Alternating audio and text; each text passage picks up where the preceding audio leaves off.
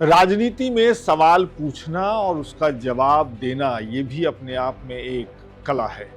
आपको पता ही है कि 22 सितंबर को दिल्ली के मुख्यमंत्री अरविंद केजरीवाल दिल्ली के जंतर मंतर पर ही जनता की अदालत में पेश हुए थे। उन्होंने एक जनसभा की थी और इस जनसभा में मंच से अरविंद केजरीवाल ने सबसे पहले राष्ट्रीय स्वयंसेवक संघ आरएसएस से 5 सवाल पूछे थे।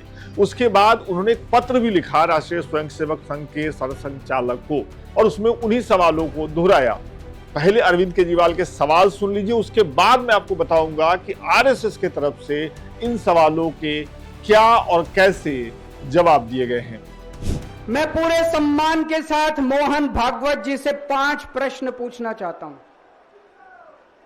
और आपका समर्थन चाहता हूं। अगर मैं कोई गलत प्रश्न पूछूं तो बता देना और सही प्रश्न पूछूं तो मैं आपसे हाथ खड़ा करवा के पूछूंगा। मेरा पहला प्रश्न है मोहन भागवत जी से, जिस तरह मोदी जी देश भर में लालच देके या ईडी और सीबीआई की धमकी देके डरा के दूसरी पार्टी के नेताओं को तोड़ रहे हैं, पार्टियां तोड़ रहे हैं, सरकारें गिरा रहे हैं, क्या यह देश के लिए सही है? मैं मोहन भागवत जी से पूछना चाहता हूं, क्या आप नहीं मानते कि यह भारतीय जनतंत्र के लिए हानिकारक है? पूछना चाहिए कि नहीं पूछना चाहिए मोहन भागवत जी से? मेरा दूसरा प्रश्न है उनसे, देश भर में सबसे भ्रष्टाचारी नेताओं को मोदी जी ने अपनी पार्टी में शामिल करवा लिया। जिन नेताओं को कुछ दिन पहले मोदी जी ने खुद सबसे भ्रष्टाचारी बोला, जिन नेताओं को अमित शाह जी ने खुद भ्रष्टाचारी बोला, कुछ दिन के बाद उनको बीजेपी में शामिल करा लिया। मैं मोहन भागवत जी से पूछना चाहता हूं, क्या इस प्रकार की राजनीति से आप सहमत हो?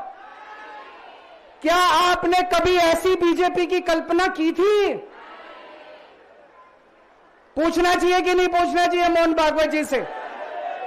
मेरा तीसरा प्रश्न है मोहन भागवत जी से, बीजेपी आरएसएस की कोख से पैदा हुई है कि नहीं है? कहा जाता है यह देखना आरएसएस की जिम्मेदारी है कि बीजेपी पथभ्रष्ट ना हो। मैं मोहन भागवत जी से पूछना चाहता हूं, क्या आप आज की बीजेपी के इन कदमों से सहमत हैं? क्या आपने कभी मोदी जी से यह सब ना करने के लिए बोला? मोहन भागवत जी बताएं कि क्या आपने मोदी जी को यह सब गलत हरकतें करने से रोका कभी? पूछना चाहिए नहीं पूछना चाहिए? मेरा चौथा प्रश्न है मोहन भागवत जी से, जेपी नड्डा जी ने लोकसभा चुनाव के दौरान उन्होंने कहा कि बीजेपी को अब आरएसएस की जरूरत नहीं है।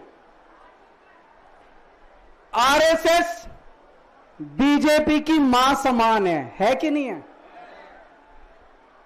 क्या बेटा इतना बड़ा हो गया कि मां को आंखें दिखाने लग गया?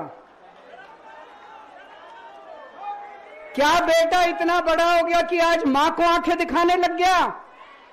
जिस बेटे को पाल पोस के बड़ा किया, जिस बेटे को प्रधानमंत्री बनाया, आज वो बेटा पलट के मां को अपनी आंखें दिखा रहा है। मातृतुल्य संस्था आरएसएस, आज वो बेटा अपनी मातृतुल्य संस्था को आंखें दिखा रहा है।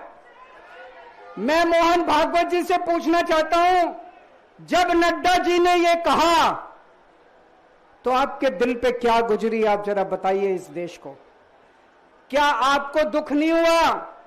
मैं आरएसएस के हर कार्यकर्ता से पूछना चाहता हूं, जब नड्डा जी ने कहा कि हमें आरएसएस की जरूरत नहीं है, क्या आरएसएस के हर कार्यकर्ता को दुख नहीं हुआ? मेरा 5वां प्रश्न मोहन भागवत जी से मैं कहना चाहता हूं, आप ही लोगों ने मिलकर कानून बनाया था कि 75 साल के होने पे कोई भी व्यक्ति रिटायर होगा।